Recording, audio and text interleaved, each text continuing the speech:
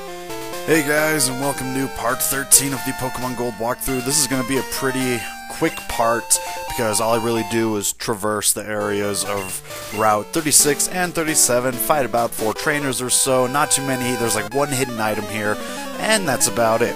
This guy here is a Psychic, he's got an Abra, 2 Abras and a Kadabra, I think. Something along those lines. Nothing too hard, you have this guy, you got another guy who has a Tangela, a couple of twins to fight, some other guy. It's a really easy area. Only thing about these two areas is that there are 2 siblings that you can run into. One of them in this video, one of them in the next video. Next video is like about 20 minutes long because there's so much to do in the next town. But for right now, Route 36, there's one little area, patch of grass, that you can go ahead and roam around in, and there's a little bit of a diversity here with what you can catch in it. Both male and female Nidorans, 30% all across the board. Stantler as well, which is basically a deer-type Pokemon. He's only a normal. Gold, silver, 5% all across the board, so he's a bit of a rare find. In the crystal versions, you can get a Bellsprout or a Ladybug. Bellsprout 20% all across, Ladybug 30% in morning only. Gold, silver, crystal, Pidgey, 25% in the morning, 20% in the afternoon, no chance at night. In the crystal version, 40% in the morning, 70% in the afternoon, and no chance at night. Now here's where the diversity comes in. This is where you can start getting yourself fire Pokemon. It took us 13 parts to finally hit an area where we can get a fire-type Pokemon, which again, is why I usually take the fire-type pretty dang early. But, if you are playing the gold version, you can run to a Growlithe, level 13, 10% in the morning, 15% at night, 10% in the morning, 15% in the afternoon, 10% at night. And if you're playing the silver version, you can run into a Vulpix of the same percentages. If you're playing the crystal version, you can only run into a Growlithe here, not a Vulpix. I think Vulpix is in Route 37. In the crystal version, though I could be wrong, we'll be checking that out later. Spinarak level 4 in the crystal version in the grass here. As to why they only have it level 4 is a little bit confusing, because as far as I know, like okay, but anyways, here's Sudowoodo. He's basically like the Snorlax of this game. In order to get it to actually get it to move, you gotta beat Whitney, then you gotta get the little squirt bottle, drench it with it, it gets mad, it attacks you, and the reason why it gets so mad is because of the fact that it is a rock-type Pokemon. At first, when I was a kid, I actually seriously thought that it was a grass-type Pokemon, which I'm pretty sure most people thought too, because of the fact that it looks like a tree, but it is in fact a rock-type. I think it is just a rock-type, not a fighting rock-type, although it does know some fighting-style moves. It's not really that hard of a battle, especially if you're water-type. Once you finish beating him, you can talk to this guy here who will give you Rock Smash for clearing the way. And right to the north of him is Arthur, that's going to be giving us the Hard Stone. So basically, we just got Rock Smash, Hard Stone, beat a Sudowoodo. I mean, can things get any better than this? Come on. Continuing on with what you can run into, there's only there's only 2 more. Hoot Hoot, Gold, Silver, 25% only at night. In the crystal version, it's 40% at night. And also in the crystal version, you can run into a Ghastly 5% at night. So there's your stats for Route 36, and when we hit Route 37, we'll go through those stats next. Liz the Picnicker is calling us about stupid stuff, saying how she beat a Bellsprout, it's whatever, but in the meantime, what we're going to be doing is we're going to be heading back a bit to find the sleeping guy next to the berry patch so that we can give him the Sparrow with the mail on it, and in exchange, he gives us the move Nightmare.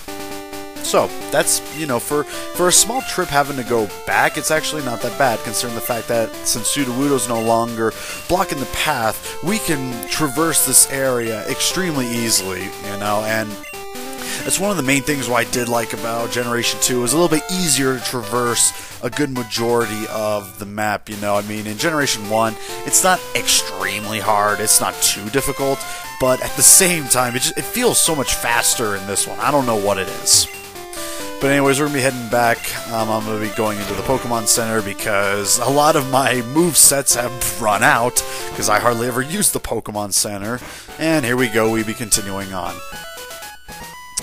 Okay, let's see here. We've got Route 37 next, which has one hidden item. There are 3 berry patches here, and now another reason why I had to go into the Pokemon Center, not just, I mean, the main reason was to get everyone healed, get all the moves, but also because of the fact that my bag was full from getting all these hidden items and hardly ever using them. I think it's like 20 items you can have, like you can have an infinite amount of the items, like you can have up to 199 potions and it doesn't matter. But if you have up to 20, I think it's like 20 different items in your backpack does in fact become full. So I ended up getting rid of a lot of hell items that wouldn't be used, and like the poison barb, the hard stone, because I don't really use that many rock type moves, and so it's just easier to get rid of it.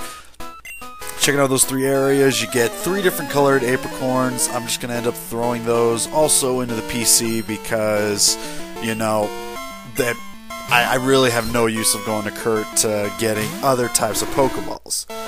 However, in one of the future parts, I will go over what each color apricorn gives you. In fact, I might, well, I don't know, let's see how much, I'm like more than halfway through with this video, so since the next video is about 20 minutes long, I could probably go over which color apricorn gives you what type of Pokeball, because with 20 minutes I have a lot of time to be talking, because there's a lot of trainer battles, but a good majority of it is exploring for items and stuff like that, so there you go. So anyways, here we are on Route 37 again. It's a really small one. It's kind of like Route 36 and some of the other routes, to be completely honest. You know, they're just really short, just connecting from one town to another. Nothing to really worry about. We got 2 pretty big grass patches that you can go through. And as far as like what it's not that much different from the last one, but I'm going to go over these really quickly. Stantler, 30% all across the board for Gold Silver. Crystal version, 40% only at night. Pidgey in the Gold version, 60% in morning, 50% in the afternoon. In the Silver version, 20% in morning, 50% in the afternoon. Again, I don't know what that's about. And in the Crystal version, 20% morning, 55% in the afternoon. Again, these stats are all over the place. Sorry about that. Silver version, you can run into a Ladybug, 40% in the morning. Crystal version, 30% in the morning. Growlithe and Vulpix as well. Growlithe, 10% morning and night, 15% in the afternoon. Vulpix, 10% morning, night, 15% afternoon, just like in the last area. In the Crystal version, you can run into a Ladian, which is the evolved form of Ladybug, 5% only in the morning. You can run into a Pidgeotto here, 5% in the afternoon only. Gold Silver Crystal version also has 5% in the morning as well. You can run into a Spinarak in the Gold version, 40% at night, 30% Crystal version.